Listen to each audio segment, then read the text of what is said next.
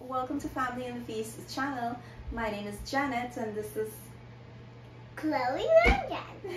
Chloe is our taste tester. Remember all the ingredients and measurements, it will be listed down below in the description box. Don't forget to like, comment, and subscribe. Let's get started, guys. In today's video, we will be making some soft mithai. And here are the ingredients you will need to put this recipe together. I have oil, essence, cardamom, cinnamon, nutmeg, anise seed. I have some powdered sugar. I'll show you how to use that in the end of the video. Condensed milk, evaporated milk, and here I have some creamed coconut. We'll grate this in a few minutes. I have some custard powder, finely grated coconut. I have some baking powder in here, all-purpose flour, and here I have some butter. Now the first thing we're going to do is combine all our dry ingredients together. So to a large mixing bowl, you're gonna add in your flour, your coconut, custard powder, baking powder, anise seed, nutmeg, cinnamon, cardamom. Now you're gonna mix this and make sure that they are combined. Once you're pleased that they are all combined, you're gonna place this on the side and you're gonna grab yourself a bowl and a small grater. This is the side I will be using, and this is my creamed coconut. This is the brand I'm using, Grace.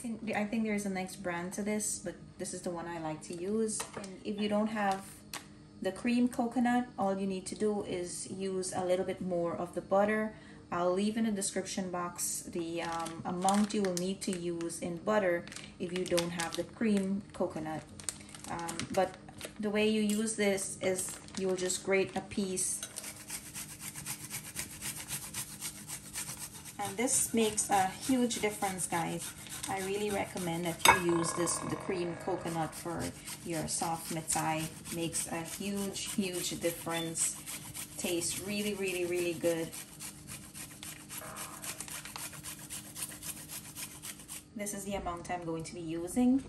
The other piece, you can place this in the fridge. Now this is what it looks like. I'll just pick it up and show you. This is how it looks. And now that you get your amount, you're gonna just add it into your mithai mixture. I'm going to bring my bowl back to me, and I'm going to add in my butter now, and I'm going to add in my essence, and I'm going to add in my condensed milk. So now that all your ingredients are in the bowl, you're going to go in with your hands and you're going to mix this in. You're going to mix until you have the consistency of wet sand. Just make sure you rub it in so that you know all the ingredients are well distributed within the flour. So this is the texture you're looking for. This is how it looks, almost like wet sand. So to know when you're done mixing, all you need to do is grab yourself a little bit, squeeze together like this, and once it stays, then you know you're ready to add the milk. Now you're gonna add in little bit at a time because you don't want your dough to become too wet or too sticky. So I'm gonna just add in a little bit at a time, and you will use enough to bring your dough together. If you would like to use the whole milk to bring your dough together, that will be fine as well, but I'm using the evaporated milk. Just bring it, just squeeze it in the middle. Remember not to get your dough too sticky. You don't want to knead your dough too dry as well, guys, because when you're rolling it out, it's going to just crack. And when you're ready to apply the sugar, it's going to fall apart. Just use the exact amount of liquid I use in mine, and you should have the right consistency. Now this is the way my dough is. This is the texture I have. And in here I use 3/4 cup of evaporated milk to bring my dough together. And this is the texture I have. Okay, and this is just perfect. So I'm just gonna put this into a nice neat dough ball. And now I'm gonna put this in my bowl. I'm gonna clear my counter, and I'll put some oil on the stove to heat up, and I'll show you the next step. So guys, my oil is heating up and I'm gonna roll this out now. So I'm gonna make a huge dough ball with all the dough I have. And you can feel free to add a little bit of flour. Just be sure to shake it out or not to add too much, otherwise your oil will get really dark and discolored.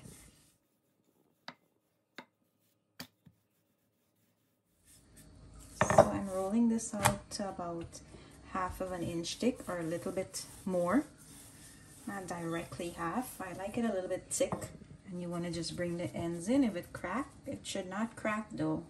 If it cracked, that means your dough is too dry and you'll need to add more milk. So now that I'm done rolling it out, I'm gonna cut them into small strips. And you want to do these like about a 1 1/4 inch width.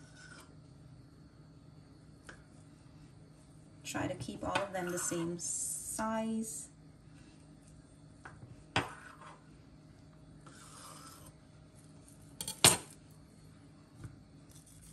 And you can keep them square or you can make them into triangular shape. I like to keep mine the triangular shape, so I'm gonna go and I'm trying to keep all of them the same size. Now you're gonna do the same until you have no more Mithai. And this is the thickness I kept them, guys. So it's about a 1/2 inch.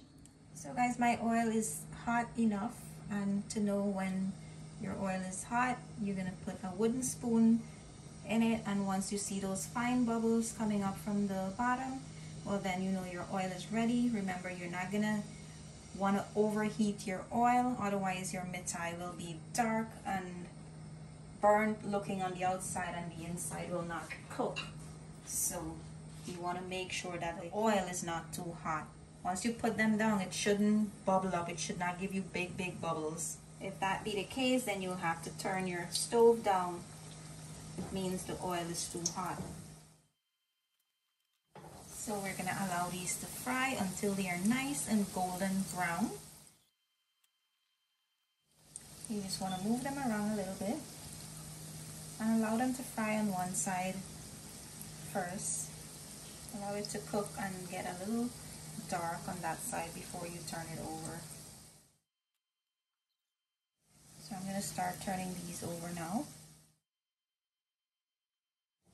We're going to allow that to cook now on that side, and then we're going to start turning it up so that it can start get that nice golden brown color. So guys, these are at the color that I like them to be. So I'm going to take them out now, and once they cool off, they will look even darker. Now I have a bounty paper in a bowl. So guys, this is the last set I have here. I'm just waiting on this set to show you guys how to use the powdered sugar. So you want to make sure that they are at a nice golden brown color. More of a dark golden brown color. So that way you know they're completely cooked on the inside. So when you're applying the powdered sugar, you have to make sure you apply it as soon as your Mithai comes out from the oil.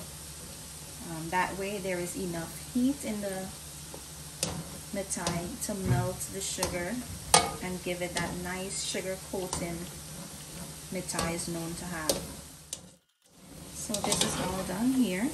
Taking my stove off, and as soon as I put this set in the bowl, I'll head over to the counter. So I had a piece of bounty paper under here. I'm going to just take this bounty paper out, and I'm just going to add in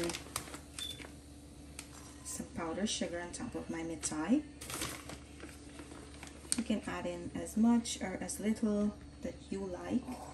And now that it's still hot, you want to mix this around, and you're going to see that beautiful sugar coating nicely melted on your Mithai. If you feel you want to add some more, just go right ahead and add in some more. So these are still hot, but I just want to pick one up and show you how perfectly melted the sugar is on your mithai. Once you do it when the mithai is hot and just out of the pot, this is how good it will melt on your mithai. So when you apply the sugar when it's hot, that's gonna give you that perfect coat of sugar you're looking for on your mithai. So these are all done. So I hope you guys enjoy this recipe and give it a try. We hope you enjoy this video. Thank you for watching. See you in our next video. Bye. See you in our next video. Bye.